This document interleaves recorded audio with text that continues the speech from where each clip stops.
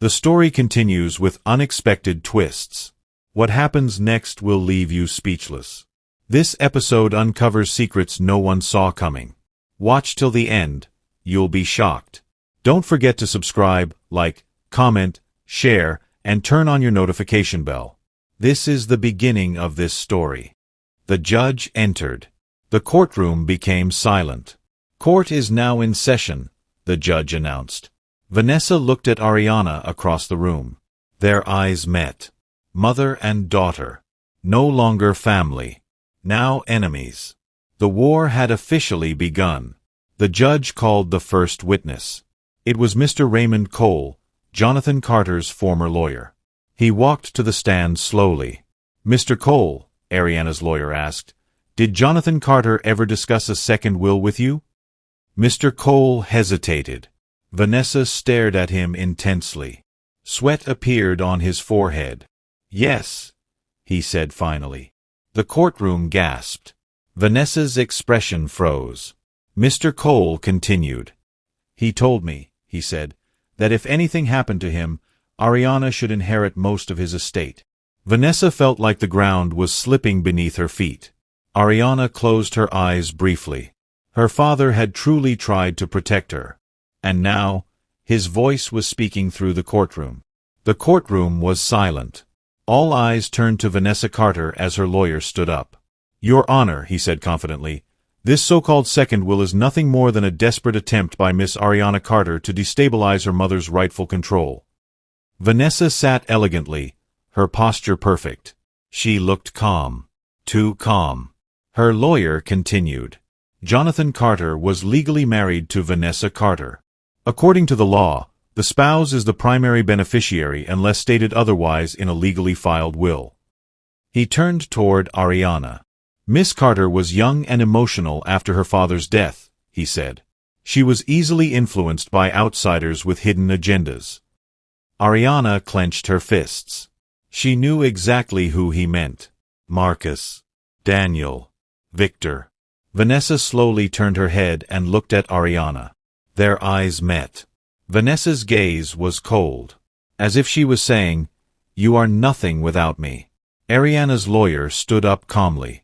With due respect, Your Honor, Patricia Lang said, we would like to present new evidence. The judge nodded. Proceed. Patricia pressed a button on her laptop. The courtroom speakers came alive. Jonathan Carter's voice filled the room. If anything happens to me, Ariana must inherit the company. Vanessa is too hungry for power. She will destroy everything. The courtroom exploded in whispers. Vanessa's face turned pale. Her lawyer jumped up. Objection, he shouted. But the judge raised his hand. Overruled, he said. Vanessa felt her world shake. For the first time, her mask cracked. She stared at Ariana. Her daughter was no longer a child. She was a threat. The next witness was Victor Hale. When he entered the courtroom, everyone whispered. He looked powerful, dangerous, confident. He took the stand calmly. Mr. Hale, Patricia asked, what was your relationship with Vanessa Carter? Victor looked at Vanessa briefly. She was my wife, he said simply. The courtroom gasped. Vanessa's lawyer jumped up. This is irrelevant, he shouted. But the judge allowed him to continue. Victor turned to Ariana. She is also my biological daughter, he said. The courtroom froze. Journalists stood up. Cameras flashed. Vanessa closed her eyes briefly. Ariana felt her chest tighten. The truth was now public. There was no turning back. Vanessa's lawyer tried to regain control. Even if Mr. Hale's claim is true, he said, Jonathan Carter legally adopted Ariana Carter as his daughter. Therefore, she has no special claim beyond what the law allows. Patricia smiled slightly. That is correct, she said. Then she placed another document on the screen. However, she continued, Vanessa Carter committed a serious offense. The judge frowned. What offense? He asked. Patricia replied calmly. Forgery and concealment of legal documents. The courtroom went silent again. Patricia continued. Our investigation shows that Vanessa Carter knew about the second will and intentionally hid it. Vanessa's hands trembled slightly. Her lawyer whispered something urgently to her. But Vanessa did not respond. Her eyes were fixed on Ariana. For the first time, Ariana saw fear in her mother's eyes. The judge ordered a short recess. Outside the courtroom, reporters surrounded Ariana. "Miss Carter, do you still consider Vanessa your mother?" one asked. Ariana paused. Her voice was calm but emotional. "She gave birth to me," she said. "But she forgot how to be a mother." Vanessa watched from a distance. Her eyes burned with anger and pain. In the hallway, Vanessa finally confronted Ariana. They stood face to face. No cameras. No lawyers. Just mother and daughter. "You wanted to destroy me," Vanessa said quietly. Ariana shook her head. "I wanted the truth," she replied. Vanessa laughed bitterly. "You think Jonathan loved you more than me?" she asked. Ariana looked at her steadily. "He loved me honestly," she said. Vanessa's eyes filled with tears. But they were not tears of love. They were tears of pride. That night, Vanessa sat alone in her luxury penthouse. The city lights reflected in her eyes. Victor stood near the window. "You lost control," Victor said calmly. Vanessa smiled sadly. "I never had control," she replied. Victor turned to her. "Why did you hide the will?" he asked. Vanessa looked away. "Because I was afraid," she said quietly. Victor frowned. "Afraid of what?" Vanessa's voice broke. "Afraid of becoming nothing again," she said. For the first time, Victor saw her vulnerability. Vanessa whispered, "I spent my whole life running from poverty and weakness. Jonathan gave me power. I couldn't let Ariana take it away." Silence filled the penthouse. Victor understood something painful.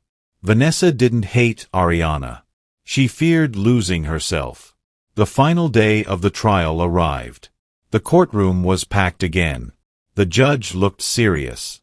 After reviewing all evidence, he said, "This court recognizes the validity of Jonathan Carter's second will." Ariana held her breath. Vanessa stared ahead. The judge continued. "Ariana Carter is declared the rightful heir to 70% of Jonathan Carter's estate." The courtroom erupted. Ariana's eyes filled with tears. Marcus smiled slightly. Daniel nodded proudly. The judge continued. "Vanessa Carter will retain 30% of the estate and temporary management rights under strict legal supervision." Vanessa closed her eyes slowly. She had lost. Not completely, but enough to change everything. Days later, Ariana stood in the main hall of Carter Holdings. Employees gathered around. She walked confidently to the stage. Today, she was officially announced as vice chairperson of the company. Vanessa sat in the front row, silent, watching. Ariana looked at the crowd and spoke calmly. "This company was built on vision, sacrifice, and truth," she said. "And I will protect it." People applauded. Vanessa watched her daughter. For the first time, she realized something painful. The girl she tried to silence had become a queen. Late that night, Ariana returned to the Carter mansion. She found Vanessa sitting alone in the grand living room. The house felt empty. Ariana walked closer. "Was it worth it?" Ariana asked softly. Vanessa looked up. Her voice was tired. "I wanted to protect my life," she said. Ariana shook her head. "You destroyed our family to protect power," she said. Vanessa stood up slowly. She looked at Ariana. For the first time, there was no pride in her eyes. Only regret. "I didn't know how to be a mother," Vanessa whispered. Silence filled the room. Ariana felt tears rise in her eyes. But she did not cry. "I didn't know how to be your daughter either," she replied. They stood there. Not as enemies. Not as family. But as two wounded souls. Weeks later, Ariana stood on the balcony of her new penthouse. The city lights shone beneath her.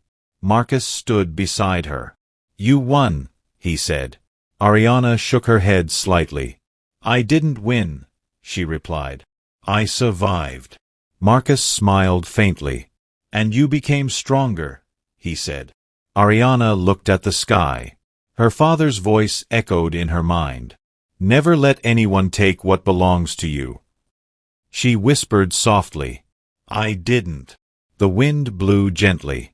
Below, the city moved on.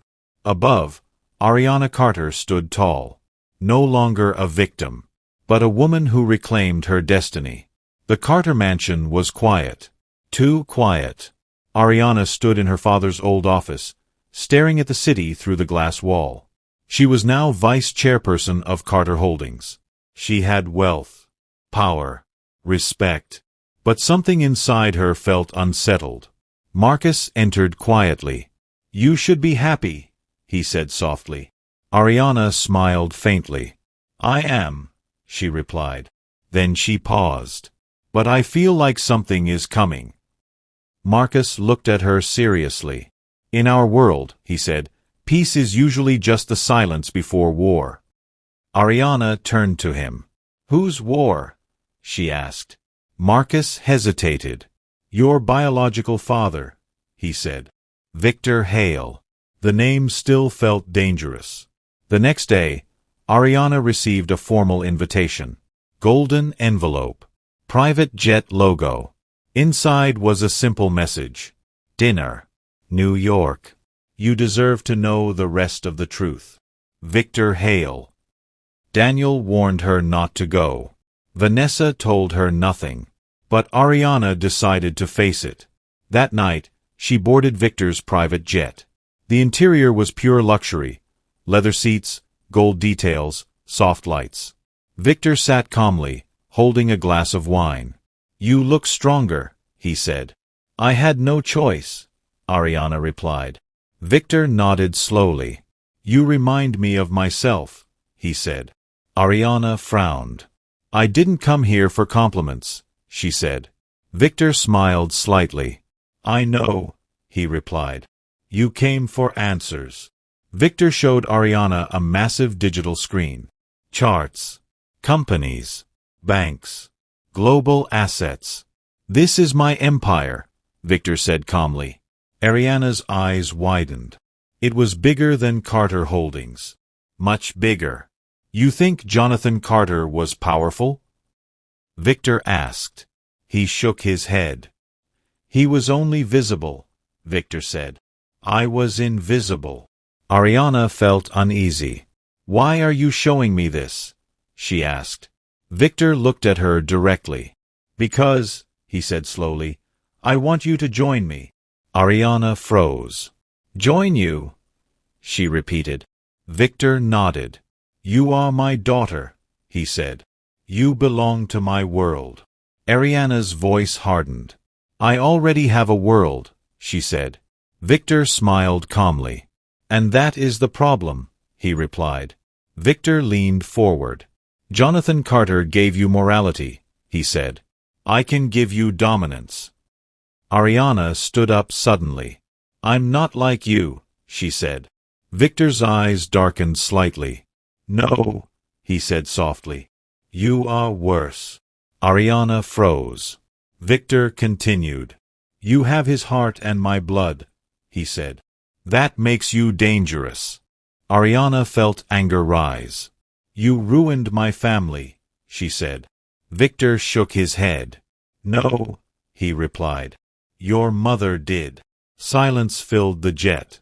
Victor's voice became colder.